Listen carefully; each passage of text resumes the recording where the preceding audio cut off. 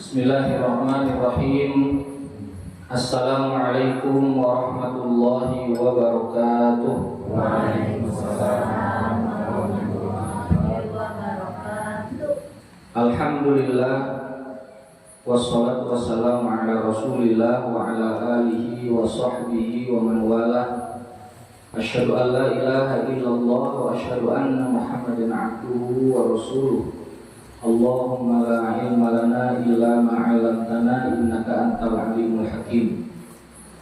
Jamaah Masjid Al-Amal Al-Mubarakun wal Mubarakat, di malam hari ini alhamdulillah kita dipertemukan kembali oleh Allah, masih diberikan kesempatan untuk thalabul ilmi.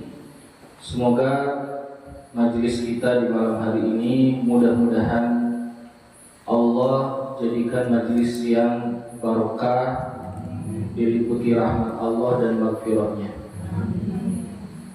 Kita akan melanjutkan pembahasan hadis Arba'in An-Nawawiyah, 42 hadis yang ditulis oleh Imam An-Nawawi rahimahullahu ta'ala, yang hari ini insyaallah akan mulai melanjutkan pembahasan hadis, masuk ke hadis ke-36. Silakan dilihat kitabnya, kita akan baca hadisnya. Cek. Bismillahirrahmanirrahim. Bismillahirrahmanirrahim. An Abi Hurairah radhiyallahu anhu anin Nabi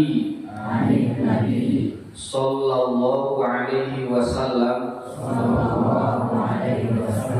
qala man nafasa an mu'minin kurbatan min kurabid dunya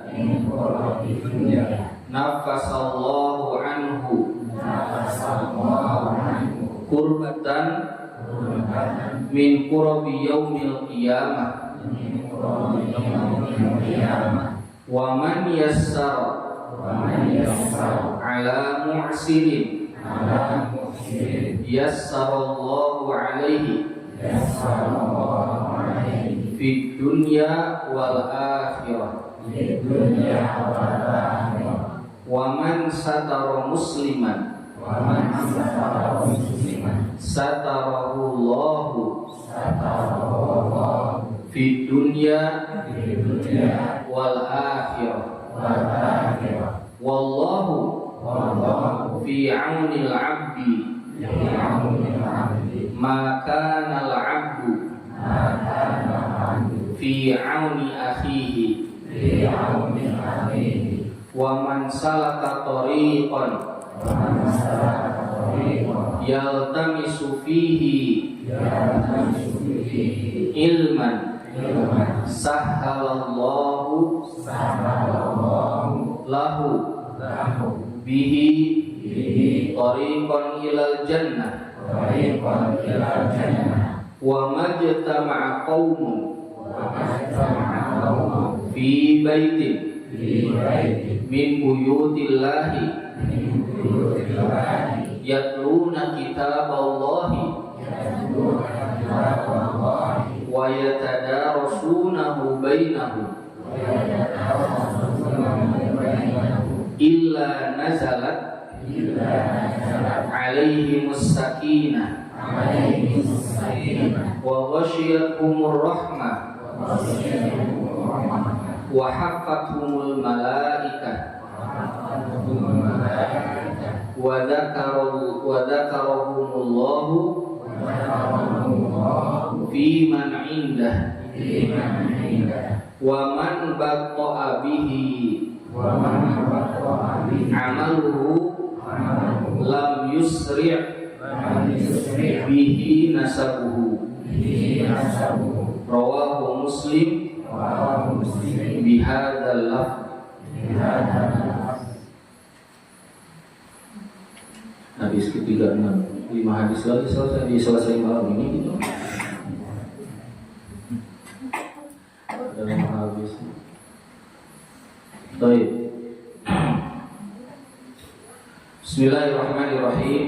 Malam hari ini insya Allah kita akan melanjutkan pembahasan hadis Arba'in An-Nawawiyah, memasuki hadis ke-36.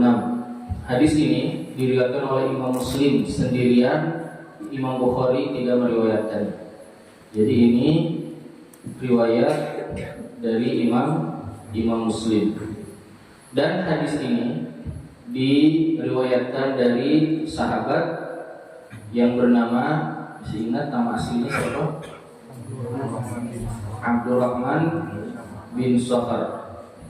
Abdurrahman bin Sakhar, yaitu Abu Hurairah radhiyallahu anhu. Hadis ini jamaah rahimakumullah, di dalam hadis ini Rasulullah sallallahu alaihi wasallam menjelaskan terkait 5 amalan beserta pahalanya. Nabi SAW menjelaskan di dalam hadis ini keutamaan 5 amalan beserta apanya? Pahalanya. 5 amalan beserta pahalanya. Yang pertama, Nabi bersabda, "Man nafasa an mu'minin kurbatan." Barang siapa yang membantu. Cek. Habis tuh. Barang siapa yang membantu menyelesaikan kesulitan seorang mukmin. Nafasa itu artinya bukan memudahkan, tapi menyelesaikan. Kalau memudahkan nanti yang kedua.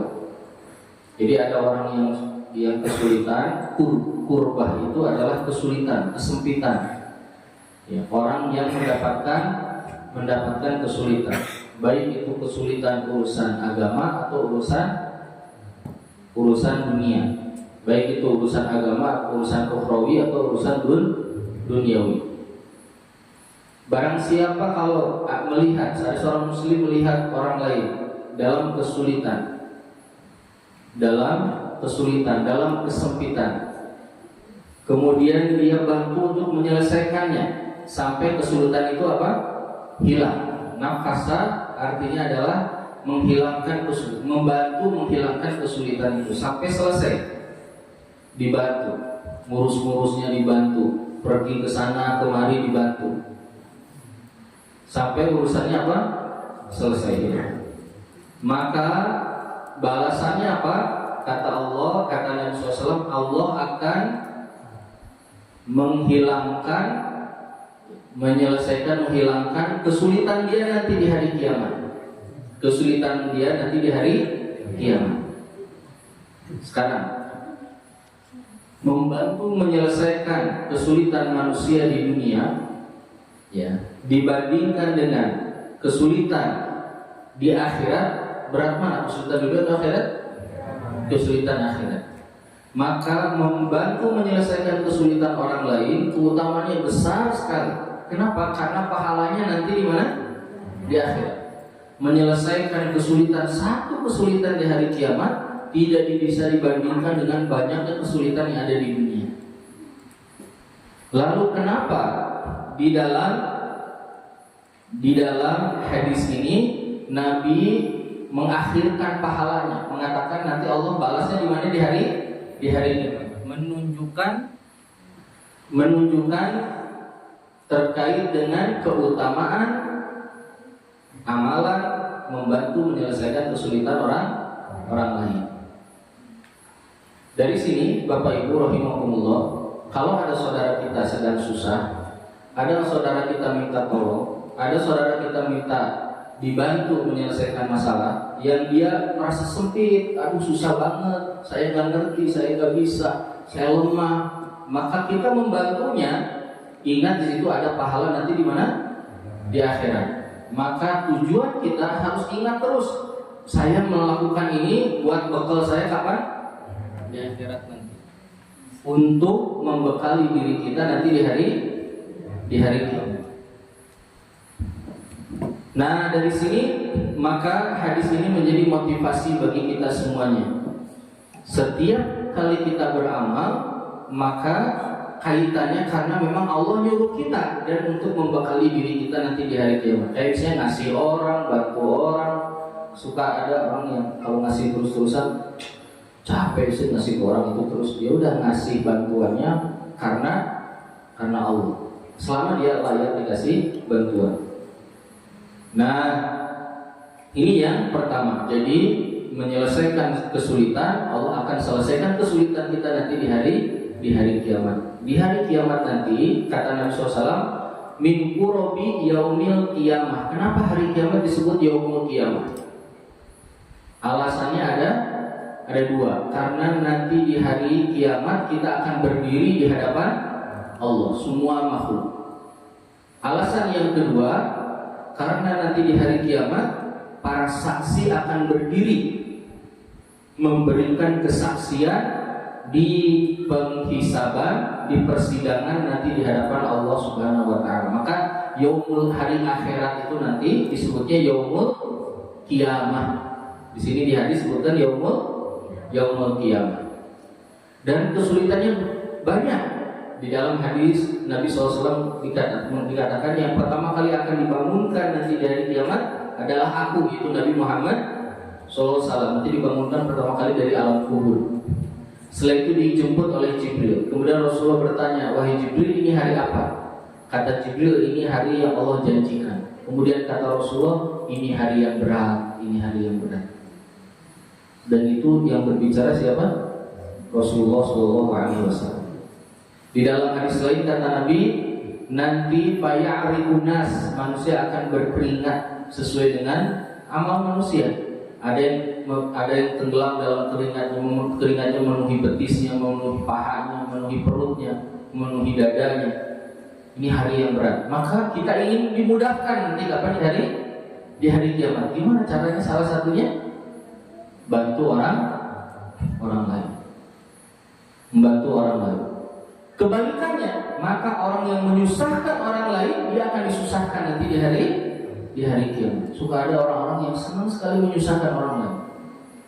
Ada orang udah jelas mau nyebrang, dikepulkan, mana mau nyebrang. Ada orang mau lewat, padahal dia bisa minggir, terus dia halangi.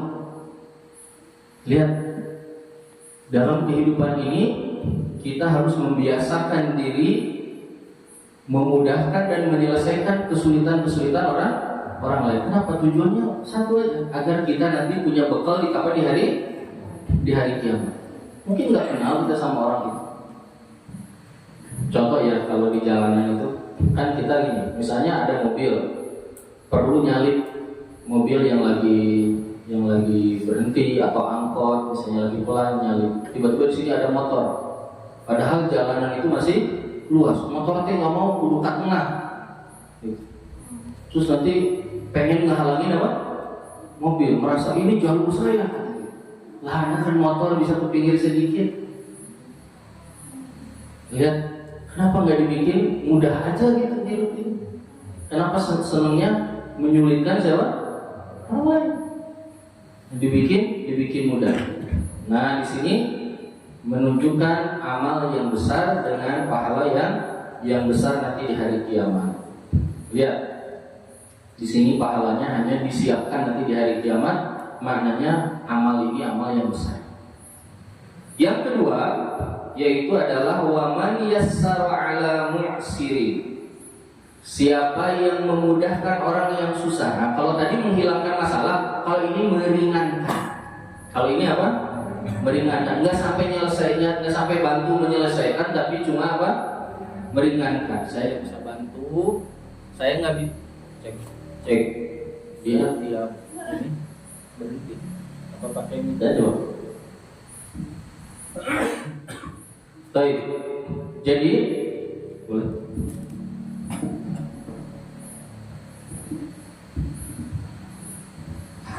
Amal yang kedua yaitu berkaitan dengan amal yang di bawah yang tadi. Kalau yang kedua, siapa yang memudahkan, meringankan. Kalau tadi menyelesaikan, bantu menyelesaikan masalah. Kalau ini bantu meringankan masalah, memudahkan masalah, memudahkan kesulitan. Ada orang yang lagi kesulitan, dimudahkan oleh kita, dibantu, walaupun mungkin tidak sampai selesai. Kita permudah. Kata Nabi SAW, yassiru wala tu'asiru. Permudah, jangan suka mempersulit. Kalau ada yang mudah ngapain dipersulit? Kenapa? Misalnya gini ya. Misalnya ada cekcok dengan tetangga. Padahal ada cara yang mudah. Kenapa pengennya ngambil cara yang sulit? Saya laporin ke polisi. Nah, sudah lapor polisi. Nanti yang ini saya juga akan lapor kamu ke polisi. Terus nanti saya akan sewa pengacara. Terus habis. Kenapa? Tidak mempermudah aja. Banyak masalah-masalah dalam kehidupan ini bisa diselesaikan dengan cara yang mudah.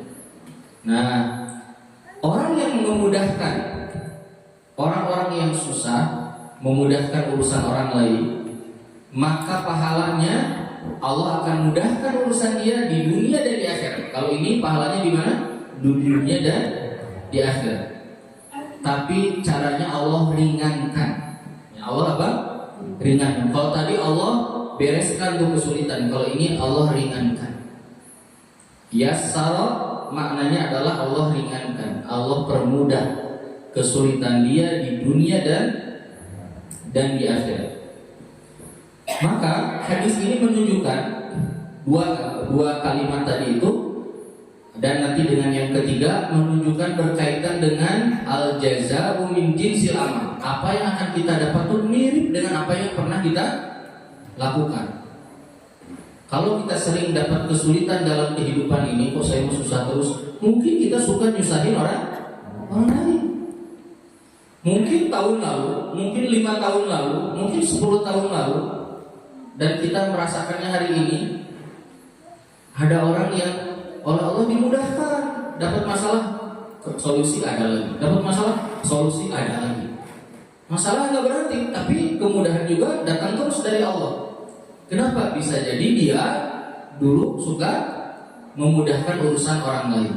Kenapa? Karena kata Nabi, dia akan dibalas di dunia dan nanti di mana? Di akhirat. Di dunia dan di akhirat. Nah, lihat ya, Bapak Ibu punten ya. Kita ini dalam hidup ini inginnya serba rumit atau serba gampang? Serba gampang. Inginnya tuh mudah. Maka kalau ingin mudah, caranya adalah mudahkan urusan orang lain. Kita nanti akan dapat kemudahan. Karena apa yang akan kita dapat itu sesuai dengan apa yang kita lakukan. Ya. Saya pernah melihat di stopan ya, ada mobil lagi lampu hijau, terus dia pelan sengaja diklakson sama mobil belakang. Ya, saya jauh di belakang, diklakson tot gitu. Tadinya dia mau jalan, kan ada yang klakson, diperlambat. Pas lampunya mau merah, dia ngebut langsung. Biar yang belakang dapat lampu merah. Ini nanaunan dulu. Hidup teh. Kenapa punya sifat kayak gini gitu? Hidup jalan aja deh gitu. Kenapa hati itu segitunya gitu? Inginnya tuh ribut sama semua orang. Saya hidup ini kan lebih enak, lebih enteng kalau semuanya dipermudah. Nah, dipermudah ini tidak akan bisa terjadi kalau kita suka mempersulit orang lain. Kemudian yang ketiga, waman sataro musliman. Siapa, lihat Bapak Ibu, yang berikutnya, kalau tadi yang pertama manafasa an mu'minin, sebutnya orang beriman. Kalau ini lebih umum lagi, waman sataro musliman. Maknanya urusan aib. Ya, urusan apa? Aib. Ini perhatikan. Kita harus menutup aib sesama muslim secara umum. Kalau kita suka menutup aib seorang muslim, maka Allah akan tutup aib kita di dunia dan di mana? Dan di akhirat. Nah, menutup aib ini ada dua macam muslim. Yang pertama adalah muslim yang tidak fasik, dia orang baik, tidak fasik. Saya ulangi lagi, yang pertama adalah muslim yang tidak apa? Tidak fasik. Itu tahu nggak Bu? Fasik itu orang yang suka berbuat dosa besar. Yang pertama adalah orang yang tidak suka berbuat dosa besar, orangnya baik, ya. Sok ke masjid, baik orangnya. Yang pertama, orang yang baik, yang soleh, anu soleh mubager, ya. Bukan orang fasik. Tiba-tiba dia melakukan apa? Kekhilafan, keseleo, kesalahan, terjerumus dalam perbuatan dosa. Maka hukum menutup aibnya hukumnya wajib. Kita nggak boleh mengungkap aib orang lagi. Kenapa? Karena orang ini bukan pelaku dosa besar. Kalau kita perlu memberikan nasihat secara rahasia, kasih tahu langsung ke orang itu. Tidak boleh mengungkap aib orang. Nggak boleh. Hukumnya haram. Hukumnya apa? Haram membuka aibnya. Kenapa? Karena ini orang kesel. Nggak ada manusia yang tidak keseleo dalam hidupnya. Keseleo teh dijadi ke tikusruk tiba-tiba melakukan perbuatan apa? Perbuatan dosa. Orang ini nggak biasa gitu datang bagus. Nah, hanya mungkin waktu itu dia lagi lalai, peluang berbuat dosanya sangat besar. Yang ngajaknya juga sangat kuat. Terjadilah perbuatan itu. Maka orang seperti ini nggak boleh dibuka aibnya. Sudah, ini orang baik, tapi perlu dinasehati, perlu sampaikan secara apa? Personal, sampaikan secara pribadi. Yang kedua adalah orang fasik, orang yang suka berbuat dosa besar. Adapun kalau ada orang yang berbuat dosa besar, boleh nggak membuka aib orang ini? Boleh. Perhatikan kalimat saya. Boleh dengan cara yang benar. Saya ulangi lagi. Boleh dengan cara apa? Yang benar. Di dalam fikih Islam, yaitu cara yang benar adalah dengan apa? Dengan membukakannya yang akan menjadi solusi bagi orang itu. Misalnya, kalau berkaitan hukum ada orang nyuri, maka kita lapornya ke siapa? Ke polisi. Nah, karena kalau sama kita sendiri gak akan apa? Selesai. Maka caranya adalah laporkan ke polisi. Laporkan. Kalau dalam misalnya, kalau di rumah ke orang tua, kalau dalam masyarakat ke pemerintah, laporkan ke pemerintah yang bisa menyelesaikan masalah itu dengan cara yang syar'i, yang benar. Perhatikan. Adapun mengungkap aib orang lain dengan cara di kamera, di video, disebarkan di mana? Di media sosial, hukumnya haram. Hukumnya apa? Haram. Karena punten nih Bapak Ibu ya. Dia melakukan cara mencari solusi dengan cara yang tidak sampai ke tujuan. Tidak sampai kemana? Ke tujuan. Malah nanti memperpanjang aib-aib yang lain. Di Indonesia itu banyak kalau orang sudah dibuka aibnya, diundang kemana-mana, ditanya aib-aib yang lainnya, jadi ribut, jadi rusaklah kehidupannya. Makanya para salafus saleh mengatakan aib-aib muslim itu jangan suka diumbar karena melemahkan Islam. Selesaikan dengan cara yang syar'i. Kalau kaitan sama hakim, kembalikan ke hakim. Kalau kaitan sama keluarga, kembalikan ke wali amr, ke wali keluarganya. Kalau kaitan sama sekolah, kembalikan ke gurunya. Kalau kaitan, jadi sesuai dengan apa? Sesuai dengan fungsinya. Bukan kalau sekarang orang di kamera langsung di-share di mana? Diposting di medsos. Diposting di medsos. Nah, mengumbar aib di media sosial ini masuk ke dalam hukum membuka aib muslim. Kalau dia muslim, ini lagi bicara sesama muslim. Lagi bicara sama muslim. Ustaz, sekarang lapor ke polisi juga nggak nyelesain masalah. Sudah bukan urusan kita. Kalau sudah dilaporkan ke siapa? Ke polisi sudah.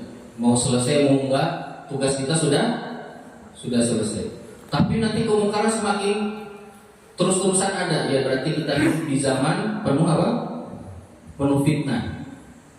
Nah, dia pada kasus laporin. Gitu. Tapi kalau di medsos, di TikTok, di mana di share semuanya, ya, di mana-mana di share. Nah, ini akan mengumbar aib. Lihat ya, bentar saya ulangi lagi ya. Ini yang dimaksud menutup aib ini aib apa? Dalam urusan maksiat kepada siapa? Pada Allah. Nggak ada kaitan sama urusan dunia. Iya mas sarewan di kantor teh gitu. Oh nggak kerja itu mah urusan apa? Urusan dunia amalah itu. Ini kaitan sama urusan sama siapa? Allah. Ada orang mencuri, ada orang berbuat haram, berbuat apa bro? Nah ini yang berkaitan itu. Tidak lagi berbicara tentang aib yang berkaitan dengan apa urusan duniawi. Nah jadi kata Nabi SAW, waman satara musliman satarahullahu fid dunya wal akhirah.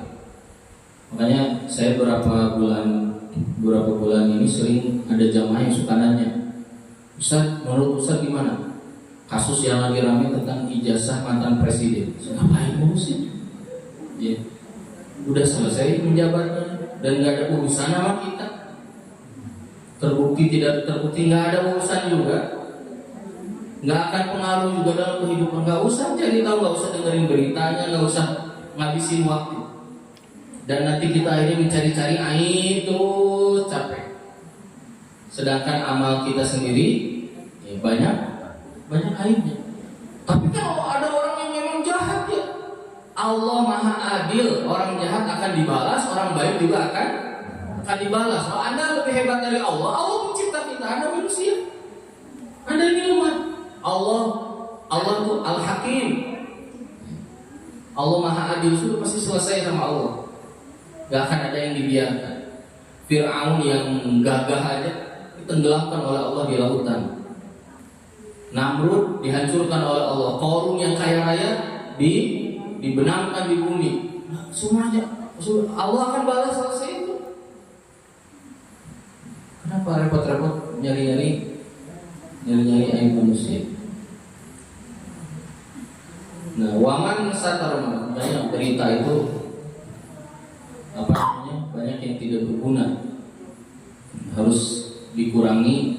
Kan ingat hadis keberapa? Hadis ke-16 apa hadis ke-12 disebutkan ya, orang yang Islamnya baik itu apa? Tarkuhu ma la ya'nihi, meninggalkan apa yang tidak bermanfaat bagi dirinya. Ini nggak bermanfaat. Dengar berita-berita gitu nggak bermanfaat.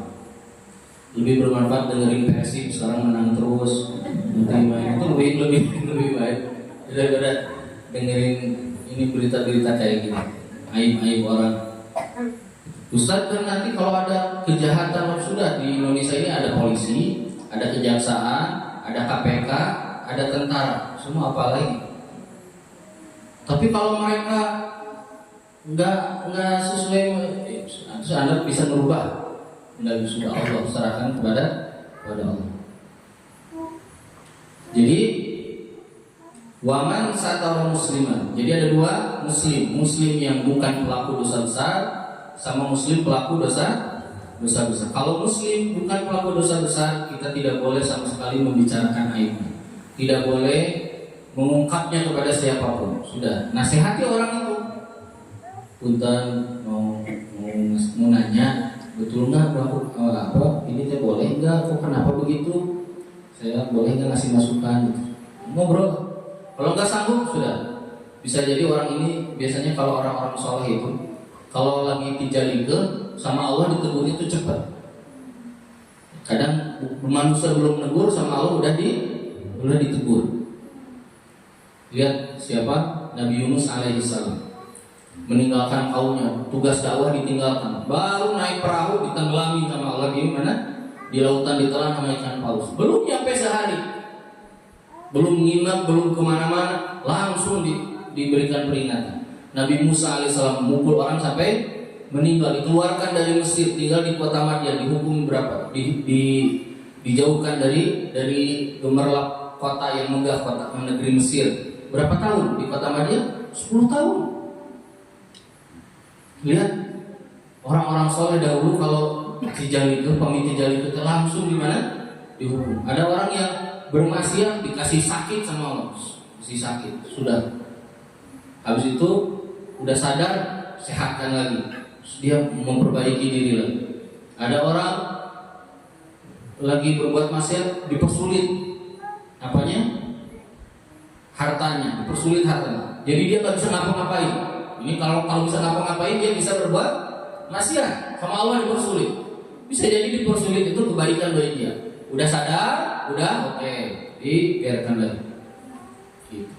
Lihat, kalau orang soleh begitu, orang baik, siapapun muslim ya yang baik. Kalau mau diungkap secara personal, tidak diceritakan kemana-mana. Yang kedua yaitu muslim yang fasik. Kalau muslim yang fasik boleh, tapi dengan cara yang apa? Yang sesuai, yang benar. Kalau di sekolah ada guru yang melanggar, maka laporkan ke siapa di sekolah? Ke kepala sekolah, ke ketua yayasan, ke terus siapa di situ yang berwenang.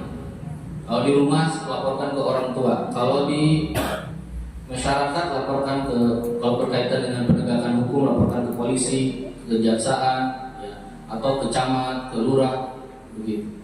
Nah ini waman satara musliman satarahullahu fi dunya wal akhirah. Dulu di zaman Rasulullah ada seorang sahabi muda tiba-tiba keseleo mencium sahabiah.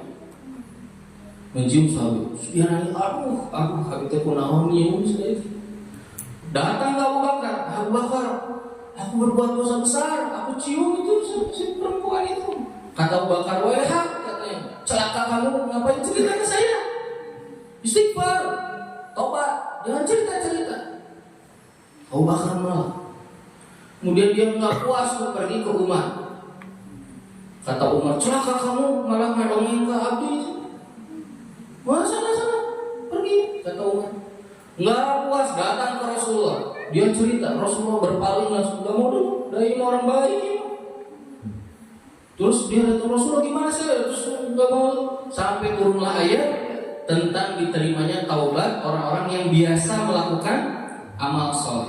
Orang yang biasa melakukan amal soleh, kalau dia taubat langsung diterima taubatnya. Kemudian kata sahabat ini, ya Rasulullah, ayat ini apakah khusus untuk aku? Kata Nabi, enggak, ini juga untuk semua umatku. Lihat, itu kalau orang yang soleh, bukan pelaku dosa besar, bukan pelaku. Tapi kalau orang yang pelaku dosa besar, nah boleh dengan cara apa? Dengan cara yang benar. Kalau sekarang mah mengungkap masalah itu di mana? Di medsos. Ya, di medsos ada aib apa di medsos. Kalau masalah urusan negara sih silakan, itu mah nggak ada kaitan sama syar'i ya. Misalnya di jalanan ada patwal yang ngeganggu misalnya mukul itu, sudah itu laporin itu kaitannya bukan kaitan dengan hukum haram atau hukum maksiat kepada siapa? Kepada Allah. Tapi ini juga kezaliman nih, kalau sampai mukul bentuknya kezaliman. Jadi kalau mengumbar maksiat di mana di medsos itu akan muncul aib-aib yang lain.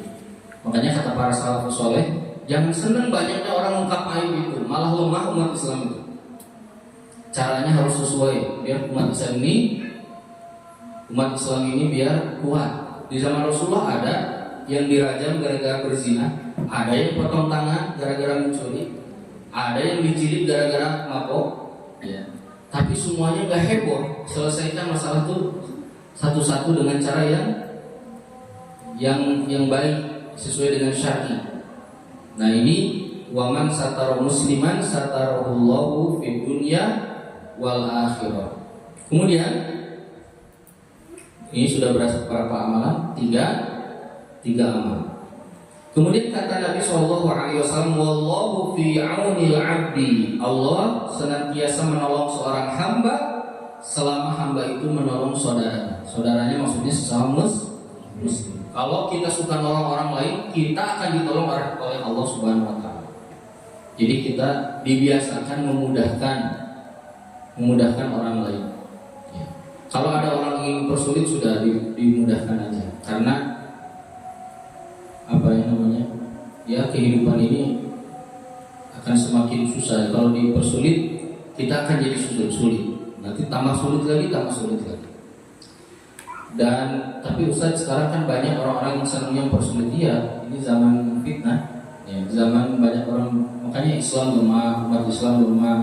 Karena kita lebih gampang melihat aib daripada melihat apa? Kebaikan. Kita lebih gampang melihat kesalahan daripada melihat kebaikan. Jadi akhirnya sudah. Jadi kita sabar, kemudian kita lakukan hal-hal yang baik. Nah, jadi saya ulangi lagi, berkaitan dengan menutup aib yang dimaksud adalah perbuatan maksiat kepada siapa? Kepada Allah. Perbuatan haram, ya. Perbuatan dosa besar, ini yang dimaksud. Kemudian berikutnya dua lagi Nabi SAW bersabda, kata Nabi, wa man salaka tariqan yaltamisu fihi ilman, siapa yang menempuh jalan yang dengannya atau di dalamnya dia mencari ilmu. Yaltamis itu apa? Mengambil walaupun sedikit, walaupun nundutan di kajian, ya. Walaupun bari ngalamun di kajian, tetap oleh Allah akan dimudahkan jalan dia kemana? Ke surga. Ini berarti berbicara tentang keutamaan apa? Menuntut ilmu. Pertanyaannya, gimana caranya Allah memudahkan jalan ke surga? Dengan cara apa? Maksud dari kalimat Nabi, Allah akan mudahkan orang ini yang rajin kemana?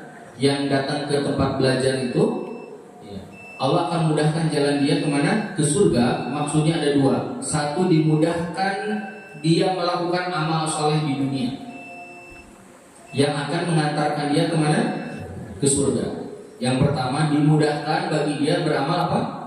Beramal soleh. Dimudahkan.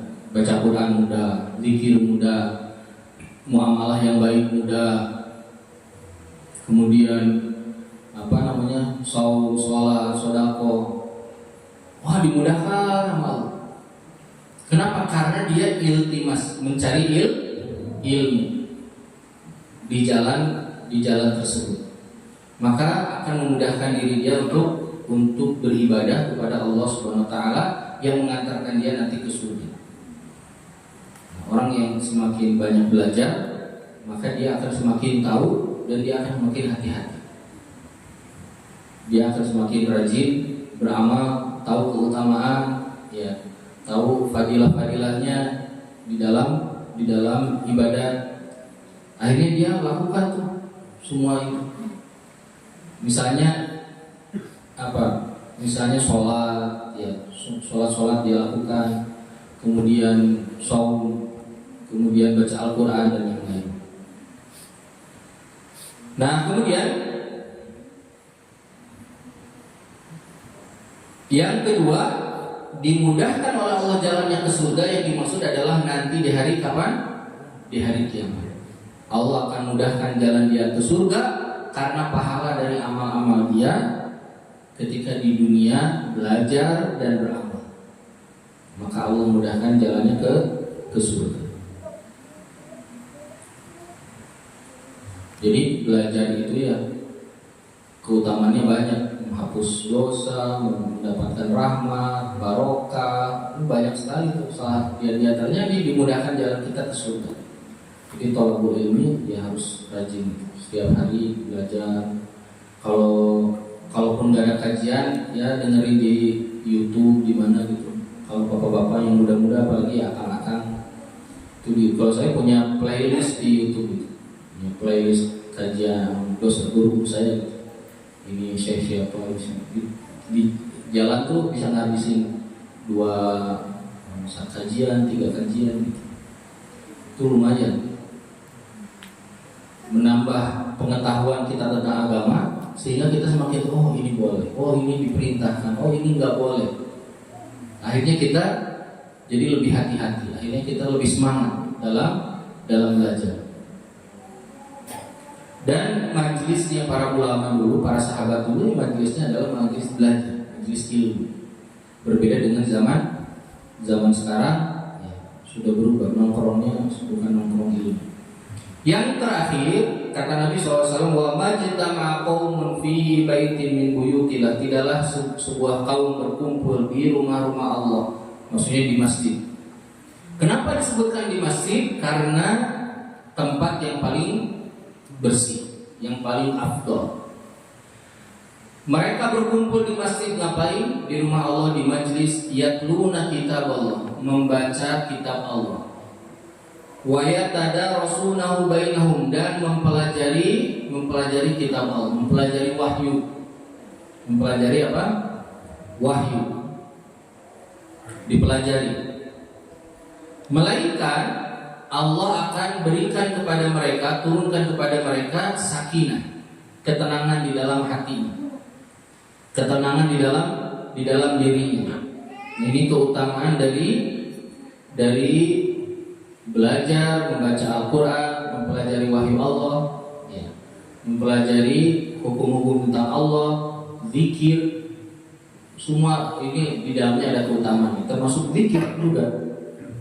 Dulu ada sahabat lagi ngumpul, kata Nabi, ma ajlasakum, apa yang bikin kamu ngumpul, nongkrong-nongkrong ini ngapain? Kata para sahabat, zikrullah, untuk mengingat Allah. Kemudian kata Nabi, demi Allah, untuk mengingat Allah. Iya, demi Allah ya Rasulullah. Kemudian kata Nabi, aku bukan nyuruh kalian bersumpah, aku untuk menegaskan, karena tadi Jibril bilang Allah memuji kalian di depan para malaikat, di hadapan para malaikat. Jadi termasuk zikir, mengingat Allah atau zikir, ya. Tidak hanya baca Al-Quran, mempelajari ilmu agama, hukum-hukum. Hudzaifah ditanya, sahabat tuh kalau ngumpul ngapain? Belajar hukum fikih atau baca Al-Quran atau zikir? Karena zikir ini diperintahkan oleh Allah langsung kepada Nabi dan kepada kita semua. Kata Allah, wa dzkurullaha dzikran katsira, zikirlah yang banyak. Kemudian Allah juga memuji orang-orang yang rajin berzikir. Kata Allah, wa dzakirinallaha katsira wa dzakirat, laki-laki yang rajin berzikir dan perempuan-perempuan yang rajin berzikir. Dan Allah mengatakan, wala dzikrullahi akbar, zikir kepada Allah itu paling besar, lebih besar dari apa? Coba punten, ini bagi yang belajar bahasa Arab. Akbar itu adalah isim tafdil, untuk membandingkan. Ini lebih besar. Kalau lebih besar berarti ada yang dibandingkan. Nabi menyebutkan nggak? Allah menyebutkan nggak dibandingkan dengan apa? Enggak. Misalnya contoh, Nabi dalam hadis mengatakan, sholat berjamaah lebih utama dari sholat sendirian dengan 27 derajat. Sekarang kata Allah, zikir kepada Allah lebih besar. Lebih besar dari apa? Gak disebutin lebih besar dari apanya. Menunjukkan tidak ada yang lebih besar dari zikir. Tidak ada, maka tidak perlu disebutkan karena nggak ada. Nggak ada yang lebih besar dari zikir kepada Allah Subhanahu wa Ta'ala. Makanya seorang dalam hadis sahih Nabi mengatakan, kalau nggak salah juga Muslim, kata Nabi, ala ukhbirukum bi afdhali a'malikum, mau nggak aku kasih tahu amalan kalian yang paling afdol, wa azdaha inda malikikum, dan yang paling suci, paling bersih di hadapan pencipta kalian, di hadapan Allah, dan yang paling tinggi derajatnya, dan yang lebih hebat daripada kalian berinfak dengan emas dan perak. Kata Nabi, yaitu memperbanyak zikir. Jadi duduk-duduk berzikir, atau kita sering lisan ini dalam keadaan apa? Berzikir kepada Allah. Nah, belajar baca Al-Quran, mempelajari kitabullah, apa yang akan didapat? Illa nazalat alaihimus sakinah, akan ada ketenangan. Makanya kata Allah, ala bidzikrillahi tatma'innul qulub. Ini hatinya akan menjadi tenang. Orang yang rajin berzikir, rajin baca Quran, rajin mendekatkan diri kepada Allah, ya, dengan mempelajari wahyu-wahyu Allah, hatinya lebih tenang, atau kalau saya suka bilang, mentalnya lebih stabil. Dia nggak gampang tiba-tiba heboh gitu. Dia tenang, dia gampang mengatur dirinya. mentalnya lebih stabil, lebih hebat ketika menghadapi berbagai apapun yang ada di hadapannya. Kalau apa? Kalau dia suka membaca Al-Quran, mempelajarinya, kata Nabi, Allah akan turunkan ketenangan, rahmat dari Allah Subhanahu wa Ta'ala, kasih sayang Allah. Allah semakin sayang kepada mereka yang duduk di majelis tersebut. Kemudian wahafathumul malaikat, malaikat juga akan menaungi mereka, mengepakkan sayapnya, memuliakan mereka. Wa dzakarahumullahu fi man indah, dan Allah akan menyebut nama-nama mereka di hadapan malaikat atau di hadapan makhluk yang lainnya. Lihat ini keutamaan bermajlis. Berarti di hadis ini ada dua hadis yang berkaitan thalabul ilmi. Yang satu cara nempuhnya, yang kedua duduknya. Semuanya ada keutamaan. Semuanya ada apa? Ada keutamaan. Sehingga kenapa kita sering malas belajar? Kenapa ya Pak? Kalau ngaji mah pada malas. Masjid-masjid juga di mana-mana. Ya. Di tiap komplek ya, misalnya komplek-komplek di Kota Bandung. Komplek itu rata-rata perumahan tuh di situ, rumah itu rata-rata 200, yang standar 200 sampai 600 rumah. Yang ke masjid berapa orang ikut pengajian? 10, 20, paling banyak 50. Kenapa? Nggak ada motivasi. Ngapain? Mendingan ngopi di mana? Di rumah. Karena nggak tahu keutamaan ini. Ingin disayang Allah, duduk di majlis. Ingin mudah ke surganya, duduk di majlis. Jalan ke tempat belajar. Jadi ini memudahkan kita jalan ke surga, dan juga membuat kita ini tenang di dunia, disayang sama Allah. Wa ghasyiyatuhumur rahmah. Disayang sama Allah. Kalau disayang itu gini, dalam hadis kursi kata Allah, apabila aku sudah mencintainya, maka pendengarannya akan dibimbing, penglihatannya akan dibimbing, langkah kakinya akan dibimbing, gerak tangannya akan dibimbing. Kalau dia mau melakukan salah, ditegur sama Allah. Ini lihat nikmat yang besar, nikmat yang besar.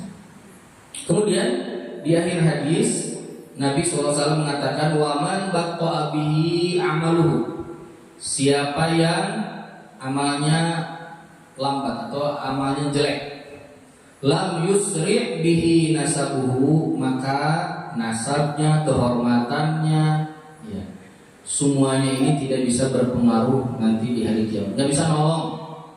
Mau anak raja, anak sultan, anak siapapun nggak bisa ditolong kalau dia nggak punya amal, dia sering bermaksiat kepada Allah Ta'ala.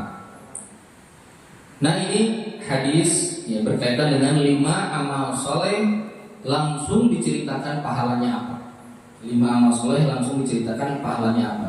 Yang pertama adalah membantu menghilangkan masalah sesama muslim. Yang kedua, membantu meringankan masalah sesama muslim. Yang ketiga, menutup aib. Ya, seorang muslim ini aib ini kemaksiatan kepada Allah. Karena kan aib teh banyak ya, aib teh. Tijalikeun di payunan anu ngaraos ke kan jeung aib kita teh. Tijalikeun teh isina tuh ya. Panganten tikusruk di pelaminan aib gitu teh. Ya. Tapi itu enggak ada kaitan sama apa? Sama hadis ini. Ya nggak boleh, sebagai adab aja, nggak boleh cerita-cerita gitu. Kemudian yang ketiga dan yang ketiga yang menutup aib, yang keempat dan yang kelima berkaitan dengan keutamaan thalabul ilmi, dzikrullah, dan juga membaca Al-Qur'an, mempelajari Al-Qur'an. Baik, satu lagi Pak ya. Ini pendek ya. Biar hari ini dapat 2 hadis. Kalau udah sampai 37 berarti tinggal 38, 39, 40, 42. Tinggal 5 hadis. 5 hadisnya selesai 2 kali lagi. Berarti Desember, Januari insya Allah selesai. Karena Februari masuk Ramadan. Jadi insya Allah hataman bulan Januari, insya Allah. Sekarang kita baca hadis ke-37. Bismillahirrahmanirrahim. An Ibnu Abbas radhiyallahu anhuma anin Nabi sallallahu alaihi wasallam fima yarwihi an rabbihi tabaraka wa ta'ala annahu qala innallaha katabal hasanati was-sayyiati thumma bayyana dzalika faman hamma bihasanatin falam ya'malha katabahallahu indahu hasanatan kamilah wa in hamma biha fa'amilaha katabahallahu indahu asyra hasanatin ila sab'i mi'ati di'fin ila ad'afin katsirah wa in hamma bisayyi'atin falam ya'malha katabahallahu indahu hasanatan kamilah wa in hamma biha fa'amilaha katabahallahu sayyi'atan wahidah. Rawahul Bukhari wa Muslim fi sahihaihima bihadhil huruf. Dari Abdullah ibnu Abbas radhiyallahu anhuma, sahabat Nabi, sepupu Rasulullah, dan juga habrul hadhil ummah, tinta umat Islam, imam para mufassir, mengatakan dari Nabi SAW. Nabi meriwayatkan dari Rabbnya. Berarti ini hadis apa? Hadis kursi. Dari Rabbnya tabaraka wa ta'ala, annahu qala, bahwa Allah Ta'ala berfirman, sesungguhnya Allah kataba. Coba saya mau tanya, di terjemahan nulisnya apa? Hah? Menetapkan. Kataba itu bahasa Arab artinya apa? Menulis. Di dalam bahasa Arab, di dalam syariat, kataba itu maknanya ada dua. Kalau disebut Allah menulis, yang pertama maknanya menetapkan, mentakdirkan, berkaitan sama apa? Takdir. Contoh, kata Allah, kataballahu la'aglibanna ana wa rusuli. Allah kataba, menetapkan, mentakdirkan, aku dan Rasulku gak akan pernah kalah. Ini namanya takdir. Yang pertama apa? Takdir, ketetapan. Yang kedua, yaitu adalah kataba. Kalau disebut kataba adalah kewajiban atau perintah. Kewajiban atau apa? Perintah. Kewajiban atau perintah. Nah, contoh, ya ayyuhalladzina amanu kutiba alaikumusiyam. Kutiba alaikumusiyam, diwajibkan, disuruh bagi atas kalian itu saum. Itu contoh. Sebetulnya maknanya bisa dua-duanya di ayat itu. Nah, di sini di hadis ini masuk ke yang mana? Ke satu, kedua? Masuk dua-duanya untuk yang hasanah dan sayyiat, hanya masuk dalam urusan takdir. Karena Allah tidak nyuruh berbuat buruk. Ya. Jadi saya ulangi lagi, Allah menetapkan mana yang baik dan mana yang buruk, dan kemudian Allah menjelaskannya. Tapi bagian yang baik ada tambahan, bukan hanya menetapkan, tapi Allah juga menyuruh. Gitu. Allah juga menyuruh untuk hasanah. Ya, karena dia berkaitan dengan apa? Dengan perintah. Jadi Allah SWT sudah menjelaskan mana yang baik, mana yang buruk. Makanya kata Allah di Al-Quran, la ikraha fiddin. Kenapa nggak perlu dipaksa dalam urusan agama? Karena kata Allah kalimat berikutnya apa? Qad tabayyana rusydu minal ghayy. Yang jelas, yang benar sama yang salah sudah jelas. Manusia sudah tahu. Sekarang misalnya ada orang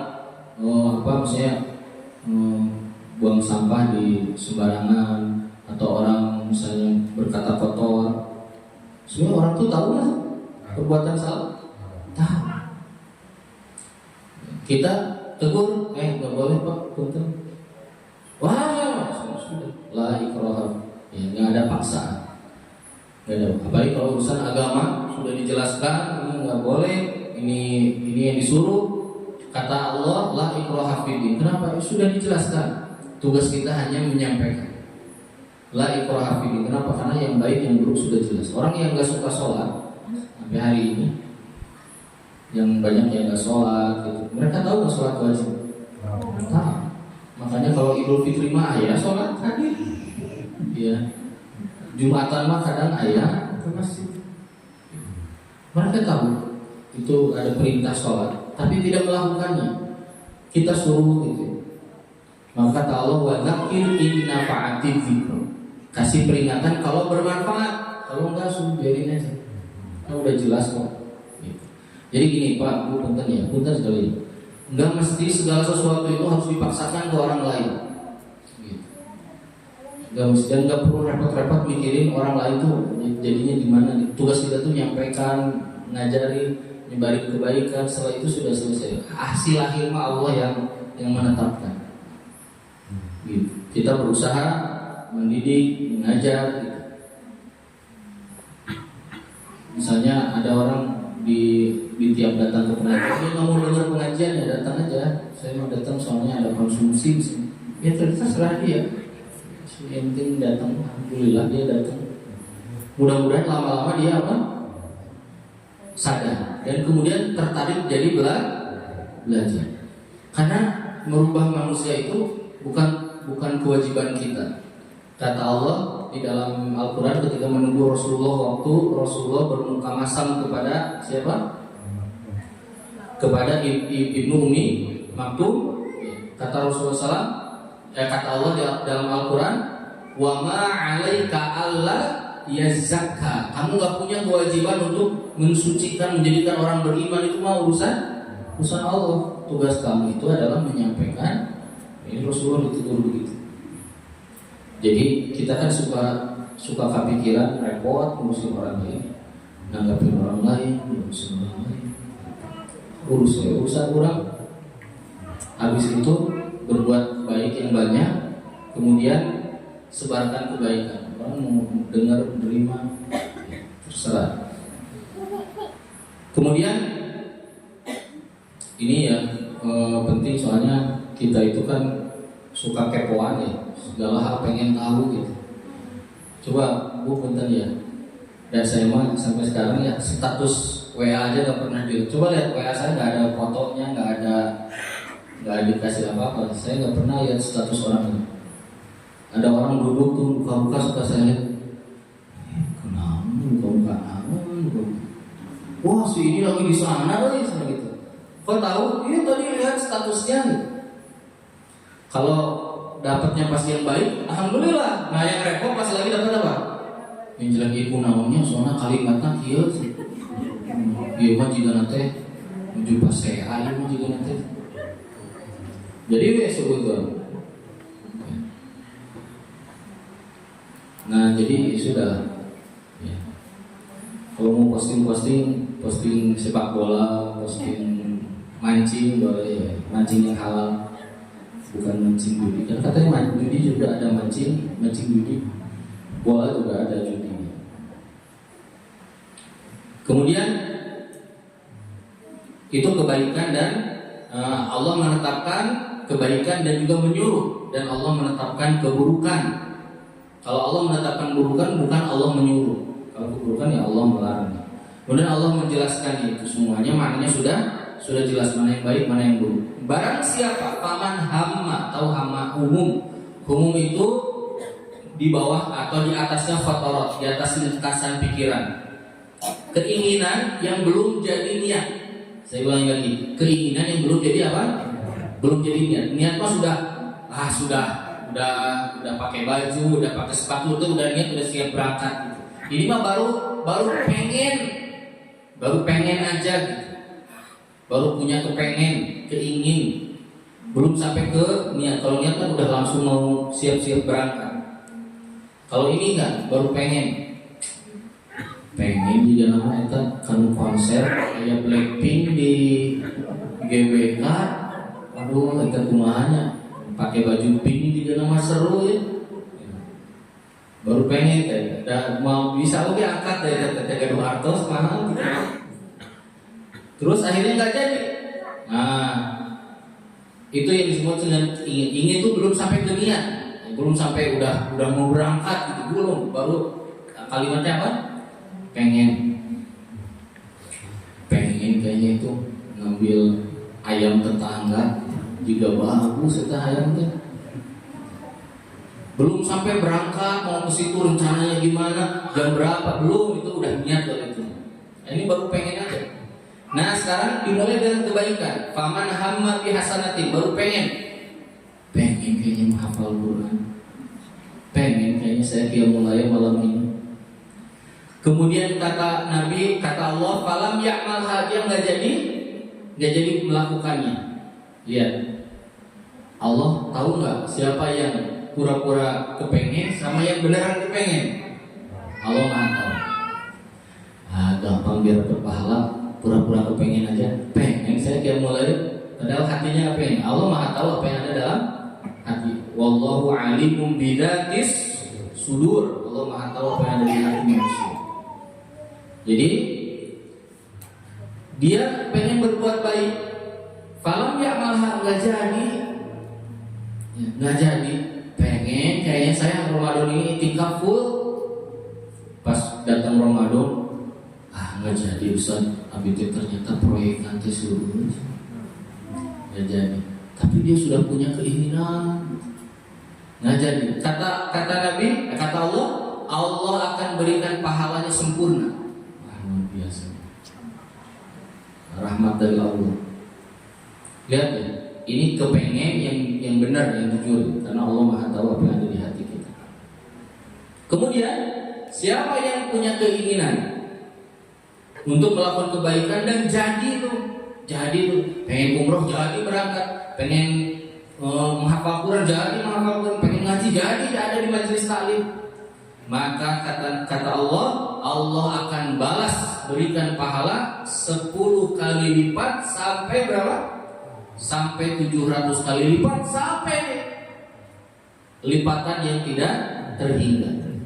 Seperti dalam hadis Abdullah ibnu Amr tentang keutamaan pahala orang berbuat amal soleh dilipat gandakan sampai 1000 kali 1000 kali yang tidak terhingga, 1.000.000 kali lipat yang tidak terhingga kalau sampai melakukannya. Nah, yang berikutnya, yang kedua, wa in hamma bihasbi sayyi'atin, yang kedua punya keinginan berbuat apa? Berbuat dosa. Aduh, pengen saya melakukan ini, melakukan itu, ya kayaknya punya niat begini, niat begitu. Nah, kemudian belum sampai ke niat apa, baru keinginan. Kemudian falam ya'malha, nggak jadi. Kenapa nggak jadi? Tegaduh ajis, nggak jadi. Ternyata dia takut juga. Ternyata nggak jadi. Saya masih sibuk. Pokoknya nggak jadi aja. Maka Allah kasih pahala gara-gara nggak jadi. Dia ini baru punya kepengen, apalagi kalau sudah niat dan gak jadi, sudah pakai sepatu, sudah mau berangkat terjadi, itu pahalanya besar. Kemudian kalau seandainya dia melakukannya perbuatan dosa itu, maka dia dapat apa? Dapat catatan apa? Dapat catatan dosa cuma 1 yang dia lakukan.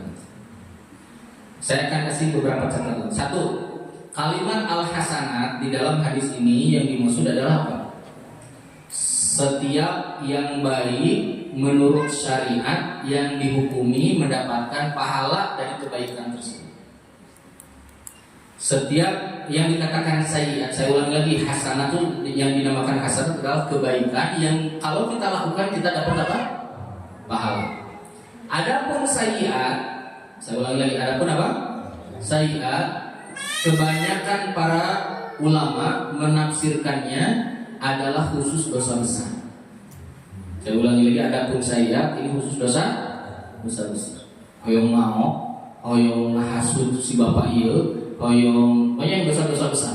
Enggak jadi. Nah, itu yang masuk ke sini. Ini khusus dosa apa? Besar-besar. Kemudian penutup, maka manusia di dalam hal ini ada berapa kelompok? Ada 5 kelompok. Satu, orang yang pengen berbuat baik tapi enggak jadi dapat pahala sempurna. Yang kedua, orang yang pengen berbuat baik, saya ulangi lagi, yang kedua orang yang pengen berbuat baik, dia lakukan tapi belum selesai. Dia lakukan tapi belum apa? Belum selesai. Saya pengen ditingkap 10 hari, baru sehari langsung haid. Baru semalam langsung apa? Nggak jadi. Saya pengen umroh, datang ke Madinah dulu, kelepek, langsung masuk rumah sakit. Langsung akhirnya ini nggak bisa umroh, diterbangkan kemana? Ke Indonesia lagi. Sudah di jalan terus. Nah, jadi ada orang yang melakukannya tapi belum selesai. Belum apa? Selesai. Kalau umroh mungkin lagi tawaf, mungkin kalau haji mungkin dia belum selesai, belum sempurna. Belum sempurna tapi sudah tidak bisa dilanjut, maka dia dapat pahala sempurna. Kemudian yang keberapa sekarang? Yang ketiga, orang yang punya keinginan berbuat baik dan jadi menyelesaikan kebaikan itu, maka pahalanya berlipat-lipat.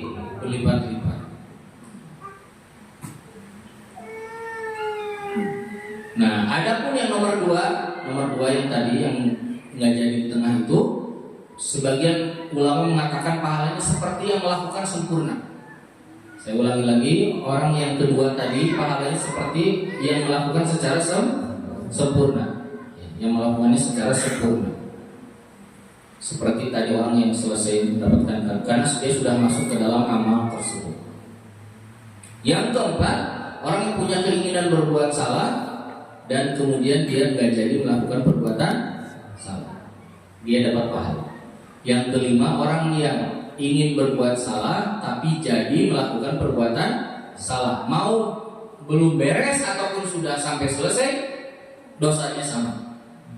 Ya, mau beres ataupun belum selesai. Sekarang ini saya tanya, orang yang bukan keinginan mau nyuri, udah niat, bahkan udah ngoprek apa kunci motor punya orang lain, udah pas dia gitu dijalani ternyata digembok si bannya, terus dia tinggalkan. Selesai nggak kerjaannya?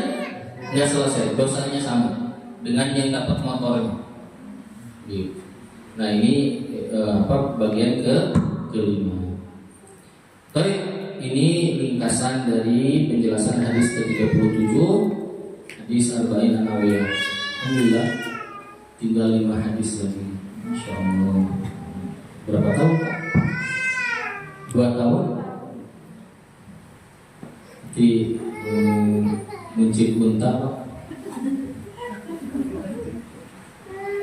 Baik, insya Allah mudah-mudahan di Desember bisa kita selesaikan sampai 40. Nanti penutupnya 41-42 itu khusus berkaitan dengan apa harus kita lakukan dari rumah. Jadi hadis itu 40. Nah 41-42 itu Imam Nawawi ngasih tahu di panduannya gitu. Kalau ada perintah dari itu begini, apa yang harus dilakukan.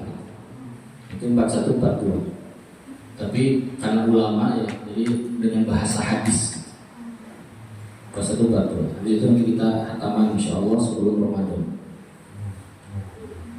Baik, nanti kalau ada yang hadir selalu hadir, ya dikasih saran, dikasih ada minimal menghafal kan? Hadis niat, hafal nggak hadis niat? Kalau dikasih 3 hadis, sanggup nggak? Kan ada hadis la tagdob, jangan marah, udah. Ada hadis la doror wala diror, pendek-pendek. Baik, silakan kalau ini kita buka sesi tanya jawab. Enggak?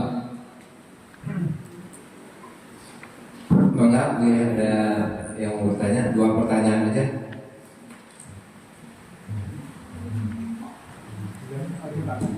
Bangga, Pak.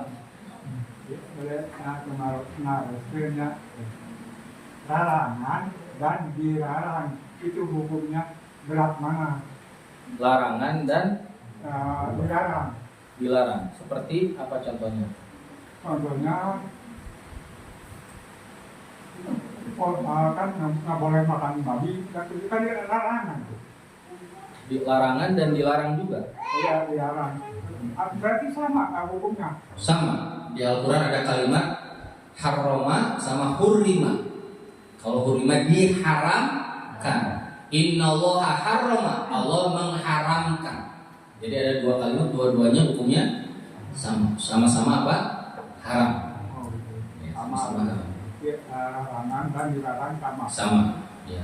Tergantung ini larangannya larangan makruh, larangan haram. Kalau di syariat, kalau di Al-Quran, kebanyakan kalau dilarang itu senantiasa selalu masuk ke dalam hukum haram. Kalau perintah senantiasa masuk ke dalam hukum wajib kalau di Al-Quran. Kalau Allah melarang itu berarti hukumnya apa? Haram. Kayak ini, la yaskhor qaumun min qaumin, jangan saling mengejek kaum dengan kaum lain. Berarti mengejek hukumnya haram. Wala yaghtab, jangan saling menggibah, berarti menggibah hukumnya haram. Wala tajassasu, jangan saling memata-matai aib orang lain, berarti memata-matai aib orang lain hukumnya haram. Jadi larangan asal hukumnya adalah haram sampai ada dalil yang menjelaskan hukumnya ini bukan haram. Perintah kalau di Al-Quran begitu, perintah juga sama. Perintah itu menunjukkan wajib.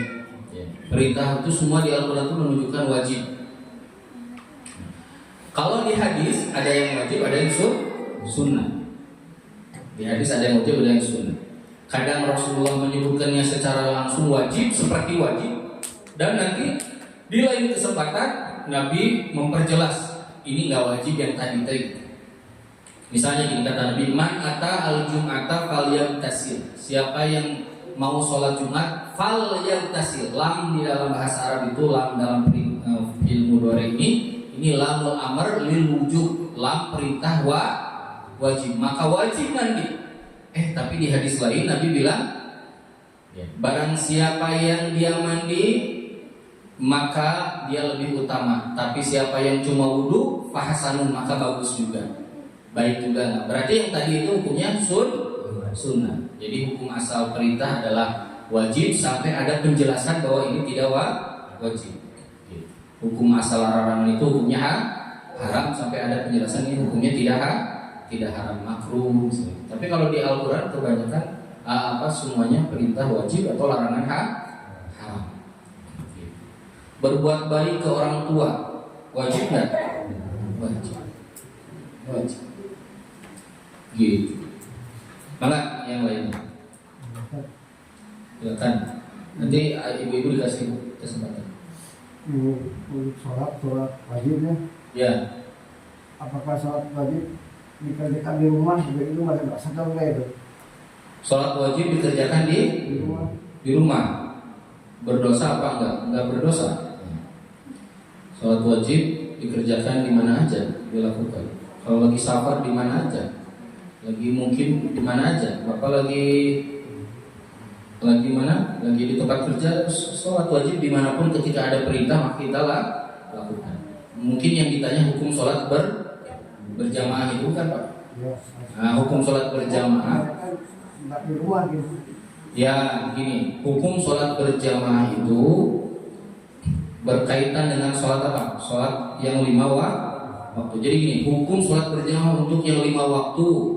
Ada hukum sholat berjamaah untuk sholat Jumat. Ada hukum berjamaah untuk sholat sunnah yang disyariatkan berjamaah, kayak Idul Fitri, Idul Adha, Istisqa, gerhana. Ada hukum sholat berjamaah untuk sholat sunnah yang tidak disyariatkan berjamaah, seperti rawatib, duha, dan yang lainnya.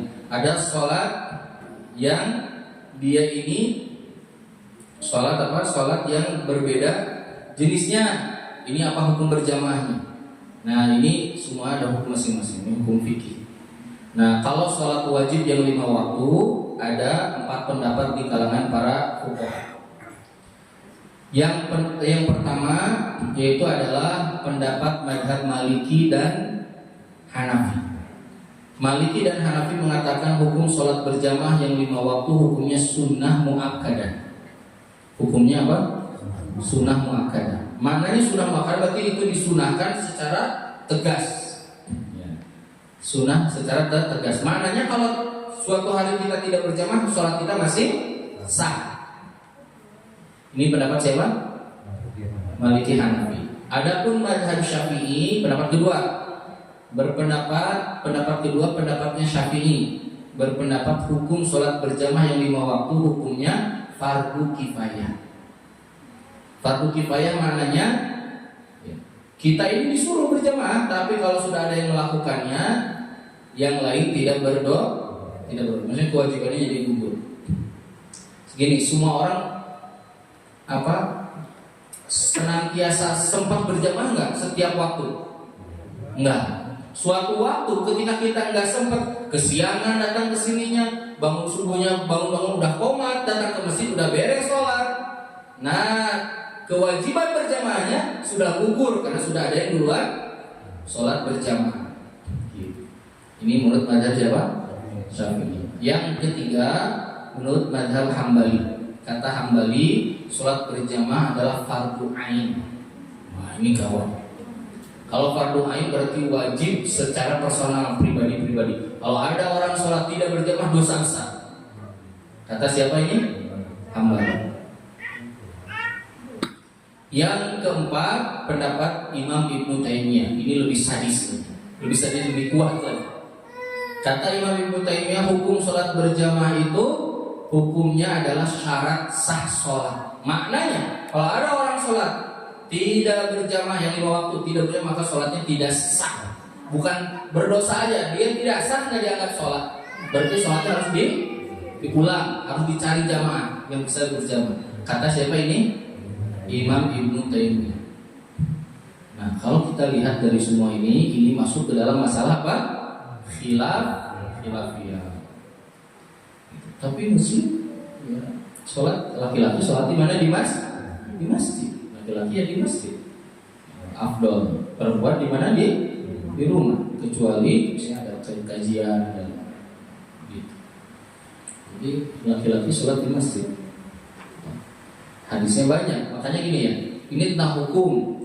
Tapi apakah semua mazhab menyuruh sholat berjamaah walaupun yang bilang sunnah? Dia semua menyuruh kita sholat karena ada keutamaannya. Kata Nabi, setiap langkah ke masjid sedekah, setiap langkah. Kata Nabi, seandainya ada mereka tahu keutamaan di sholat subuh dan sholat isya, akan datang ke masjid walaupun sambil merangkak, sambil ngesot ke masjid. Kata Nabi, keutamaan sholat di mana nih? Di barisan depan. Seandainya tahu keutamaannya, orang akan diundi ulah, bagian sah ini dipajang. Dan banyak lagi keutamaan. Masa tegak masjid. Jadi semua fuqaha, tapi masalah hukum berjamaah, sholat berjamaahnya ini ada khilafiyah. Begitu. Baik, satu lagi dari ibu-ibu. Boleh terakhir. Ya, 2 lah boleh. Kalau ada kejadian kan harus lapor ke yang sesuai. Ya. Misalkan kalau yang pencuri ke yang berwenang, dia jangan ke medsos. Nah, gimana? Kalau sekarang itu justru kalau udah diramekan tuh udah diproses bisa masih. Bagaimana si polisi itu gitu? Ya, ini gimana hakimnya buruk gitu. Ya ada sih pelaku teh, jadi enak itu loh maksudnya. Setelah malah kasusnya teh kadang hilang gitu. Setelah rame, baru kan diangkat lagi gitu. Jadi itu gimana gitu? Ya, para ulama ada berbeda pendapat. Kalau ini kaitan dengan kemadorotan kepada umat, ini perlu dilanjutkan terus. Kalau belum selesai maka terus-terusan diungkap. Kalau dampaknya mana? Banyak, misalnya pencurian, pembunuhan, perampokan, penculikan. Kalau nggak dibahas berantas, ini akan semakin banyak. Tapi kalau maksiat yang urusan apa? Personal, kayak apa? Mabok, terus apa? Gitu. Ya urusan personal lah. Nah itu harus sesuai. Jadi kalau tidak selesai, maka terus disampaikan sesuai dengan syariat. Sesuai dengan syariat itu maksudnya ke yang berwenang. Disampaikan lagi. Ya. Tapi tujuannya kan sekarang kan jadi berubah. Aib itu dibongkar terus. Kadang sudah selesai, misalnya sudah beres, orang sudah tobat, bahkan sudah disidang, bahkan sudah keluar dari penjara. Di medsosnya masih ada. Nah, itu yang masalah. Gimana cara nutup aib-aib yang ada di medsos? Bisa nggak? Nggak bisa. Hah? Bisa nggak? Oh, nggak bisa kalau udah tersebar mah susah. Kalau udah kemana-mana beritanya, udah kemana-mana. Ya. Sekarang mah orang pernah ngomong salah tahun 10 tahun lalu aja bisa jadi masalah sekarang. Terus diungkap lagi. Jadi kalau ada madorot yang kaitannya sama orang lain, masyarakat umum, maka terus-terusan dilaporkan sampai si penegak hukum ini memahaminya, mengetahuinya. Tapi kalau urusan personal, urusan apa namanya pribadi, maka laporkan, setelah itu sudah serahkan ke orang gitu. Karena misalnya Ustaz sekarang kan banyak juga misalnya penegak hukumnya nggak benar, gimana zaman fitnah. Tapi kalau mempermasalahkan hal-hal yang bukan dosa besar, ya gitu, nggak ada gunanya. Baik, silakan terakhir Bu. Udah sama. Alhamdulillah. Satu lagi. Tadi kan tajasus itu kan nggak boleh ya. Nggak boleh di Al-Quran kan? Tanpa pengecualian gitu. Tajasus mencari-cari aib. Kalau enggak gini. Tajasus itu ini. Dia melakukan perbuatan yang niatnya adalah melihat apa? Aib orang itu, bukan untuk menegakkan keadilan, bukan. Dari kebenaran. Ya, bukan. Boleh kan? Kalau kaitan sama muamalah misalnya, muamalah itu yang ada hubungan sama kita boleh. Tapi kalau tajasus kan nyari-nyari kesalahan, ini nggak boleh mata-matai. Tapi kalau ada hubungan muamalah misalnya gini, anak saya teh sekarang pulangnya selalu di atas jam 12, saya jadi curiga. Kalau ditanya jawabnya suka ngeles nggak benar, saya akhirnya nyari kemana dia. Itu mah kewajiban orang tua. Orang tua dicari itu sampai jelas ini anak ini selamat. Itu mah kewajiban. Berarti kalau untuk bukti di pengadilan boleh ya Ustaz? Kenapa? Untuk bukti di pengadilan Boleh. Walaupun saya tajasusnya misalnya ke pasangan gitu Ustaz, boleh? Ya, Enggak. ya nggak boleh. Enggak, maksudnya temen saya tuh tanya. Tajasus tuh nggak boleh ke pasangan gitu. Oh gitu. Iya. Oh kayak gini, temen saya tuh tanya, kan sedang proses Iya. saja. Terus apa namanya?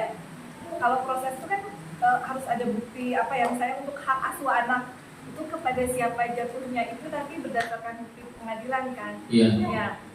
Karena itu kan dia butuh bukti supaya anaknya itu jadi dapat hak asuhnya itu ke dia. Akhirnya dia nyewa orang untuk memata-matai suaminya gitu. Ya nggak boleh. Itu nggak boleh. Karena kalau dalam Islam anak itu kalau dari bayi sampai usia balik itu haknya siapa?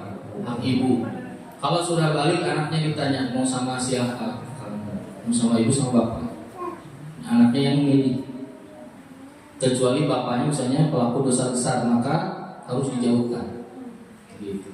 Atau kebalikannya ibunya maka harus dijauhkan. Ya kan untuk membuktikannya harus ada bukti kan Ustaz. Nah masalahnya kita kaitan sama pengadilan.